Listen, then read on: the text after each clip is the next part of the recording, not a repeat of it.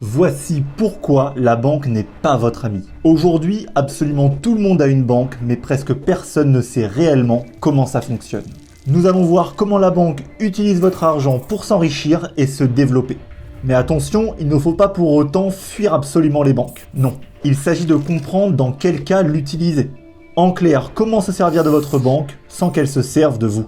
Faut-il donc faire confiance à sa banque? Pourquoi votre argent n'existe pas? En tant que conseiller financier, je vous propose aujourd'hui de comprendre comment fonctionne réellement le système bancaire qui nous concerne tous. La création des banques remonte à plusieurs siècles. Ce sont des institutions très anciennes qui n'ont pas toujours été au centre de notre économie. Sous l'Empire romain, on peut déjà entrevoir des traces d'activité bancaire. Des commerçants proposaient de stocker l'argent des riches qui pouvaient le récupérer quand ils le souhaitaient. C'était des activités bancaires marginales et basiques, mais déjà présentes, qui vont doucement se développer avec le commerce au fil des années. Ces activités vont commencer à s'accélérer à la fin du XVIIIe siècle. Avec le développement de la monnaie fiduciaire, les billets, la démocratisation de la monnaie scripturale, les chèques et surtout l'arrivée de la première révolution industrielle. C'est un élément capital. Pendant cette période, les entreprises avaient besoin de développer et financer rapidement leurs activités, notamment et surtout dans le secteur de l'industrie. Pour ça, elles ont eu recours à des prêts bancaires avec intérêt, tout en stockant les bénéfices générés dans les comptes des banques qui leur avaient octroyé le crédit. C'est même à ce moment que naissent des banques bien connues, comme la Société Générale ou le Crédit Lyonnais. Les banques telles que nous les connaissons, elles, ne sont apparues qu'au XXe siècle. Avec le renforcement de la réglementation bancaire et l'apparition de la carte de crédit, les banques grossissent de plus en plus et diversifient leur activité. On voit apparaître des services d'investissement en immobilier et sur les marchés financiers. Avec ça, les banques tentaculaires présentes sur plusieurs secteurs d'activité étaient nées. C'est pour cette raison que le business model des banques est souvent mal compris. Elles prêtent, stockent, échangent et placent de l'argent en échange de frais. Mais il n'y a rien de palpable, tangible ou encore physique.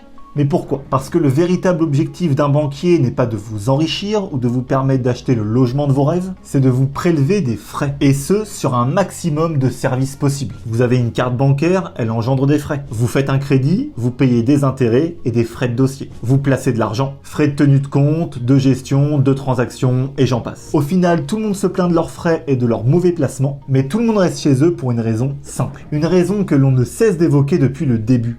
L'ancrage historique. Les banques gèrent de l'argent depuis tellement longtemps qu'elles ont réussi à s'imposer comme nécessaires dans l'esprit de tous les ménages. Tout le monde leur fait aveuglément confiance. Elles sont tellement ancrées dans l'économie que rien qu'au nom BNP, Société Générale, Crédit Agricole, nous sommes directement en confiance. Ces sociétés sont des images de marque très puissantes, leur permettant de nous proposer tous les services possibles. Certaines en viennent même à proposer des forfaits mobiles. Mais dans quel but? Eh bien, au-delà d'être dans le business de l'argent, les banques sont dans une stratégie d'acquisition clients à tout prix. Et il faut vraiment comprendre que c'est leur objectif numéro 1. Elles ont tellement de services à proposer que chaque nouveau client peut leur apporter des frais sur le long terme. D'après vous, pourquoi Boursorama propose des offres de parrainage aussi intéressantes? Pourquoi toutes les banques offrent de l'argent à la création d'un compte? C'est une course à l'image de confiance client. C'est pour acquérir un maximum de nouveaux clients et les pousser vers des services engrangeant des frais sur de nombreuses années. Dites-vous, il faut attendre 2023 pour que Boursorama connaisse sa première année sans déficit. Avant ça, ils ont brûlé du cash pendant plus de 10 ans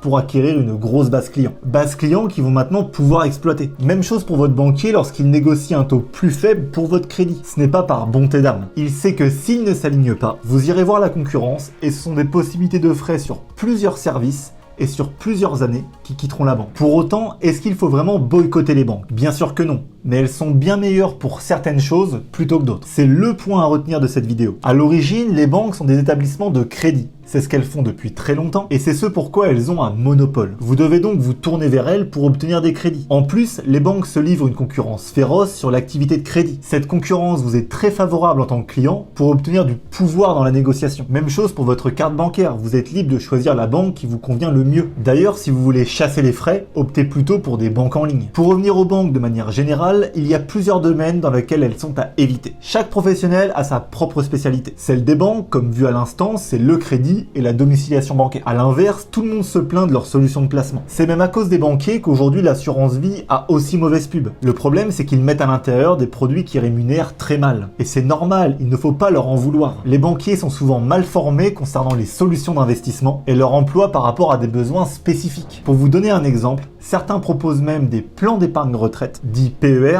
à des fonctionnaires. Il faut savoir qu'un PER est un placement qui a pour principal objectif de sécuriser la perte de revenus à la retraite. Sauf que le fonctionnaire, c'est pas le plus à plaindre à ce niveau. Le proposer à un médecin qui perdra 75% de ses revenus à la retraite, ça aurait plus de sens. Bon, je pense que vous avez compris le problème. Mais dans ce cas, si vous ne pouvez pas confier vos placements à votre banquier, comment faire? Eh bien, vous devrez vous tourner vers des spécialistes du domaine de l'investissement, comme vous le faites au quotidien avec tous les services. Ce que peu de personnes savent, c'est qu'il existe des experts indépendants des banques qui peuvent vous accompagner. Ce sont des conseillers en investissement accrédités CIF. Ils sont réglementés auprès de l'autorité des marchés financiers et enregistrés auprès de l'ORIAS. Cet enregistrement est un gage de sérieux. Il permet de vérifier que votre conseiller est bien accrédité pour faire son métier. Il faut savoir que le conseil dans le domaine est très encadré. On ne peut pas conseiller n'importe quoi. L'accréditation CIF est la plus haute accréditation en matière de conseil en investissement. Elle permet aux professionnels de proposer tout type de conseils, financiers, immobiliers ou même en biens divers, œuvres d'art, bijoux et autres. Mais combien ça coûte ce type d'accompagnement? Eh bien, les conseillers peuvent choisir soit d'être rémunérés par note d'honoraires ou soit par commission versée par ses partenaires,